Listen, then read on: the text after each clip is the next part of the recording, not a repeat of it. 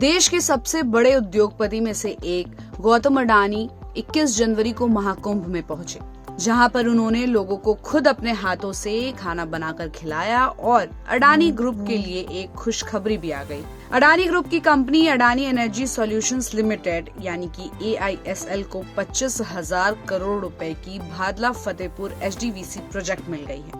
ये कंपनी को मिला अब तक का सबसे बड़ा ऑर्डर है।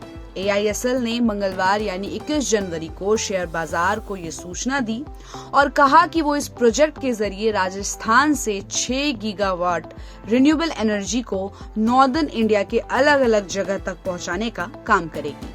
कंपनी ने कहा कि राजस्थान के भादला और उत्तर प्रदेश के फतेहपुर के बीच प्रस्तावित ये प्रोजेक्ट मिलने के साथ उसकी ऑर्डर बुक बढ़कर 54,761 करोड़ रुपए की हो गई है। अडानी ग्रुप की कंपनी एनर्जी सॉल्यूशंस लिमिटेड ने कहा कि ये अब तक का सबसे बड़ा ऑर्डर है। कंपनी ने इस प्रोजेक्ट को 4.5 सालों में पूरा करने का लक्ष्य रखा है। AISL ने ये project tariff based competitive bidding यानी कि TBCB के तहत हासिल की है। हालांकि ये डील 20 जनवरी 2025 को ही कंपनी को मिल गई थी, लेकिन कंपनी ने कल यानी 21 जनवरी को इसके बारे में शेयर मार्केट को जानकारी दी। अडानी एनर्जी सॉल्यूशंस लिमिटेड के chief executive officer Kandar Patel ने कहा कि देश के कुछ सबसे मुश्किल इलाकों से रिन्यूएबल एनर्जी के एफिशिएंट ट्रांसपोर्टेशन को इनेबल करके और उसे राष्ट्रीय ग्रिड से जोड़कर AISL भारत की कार्बन कटौती यात्रा में अपना रोल निभा रही है। हम प्रोजेक्ट को समय पर और मिनिमल एनवायरमेंटल इम्पैक्ट के साथ पूरा करने के लिए लेटेस्ट टेक्नोलॉजी और तरीकों का इस्तेमाल करेंगे। AISL देश में प्राइवेट सेक्टर की सबसे बड़ी बिजली ट्रांसमिशन कंपनी है।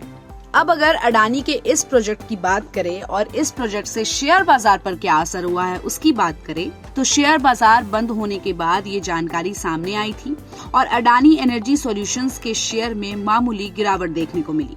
शेयर बाजार बंद होने के बाद BSE पर कंपनी का शेयर 0.28% की गिरावट के साथ 813.35 रुपए पर बंद हुआ। वैसे कंपनी का शेयर तेजी के साथ 819.95 रुपए पर ओपन हुआ था और कारोबारी सत्र के दौरान 826 रुपए पर भी गया।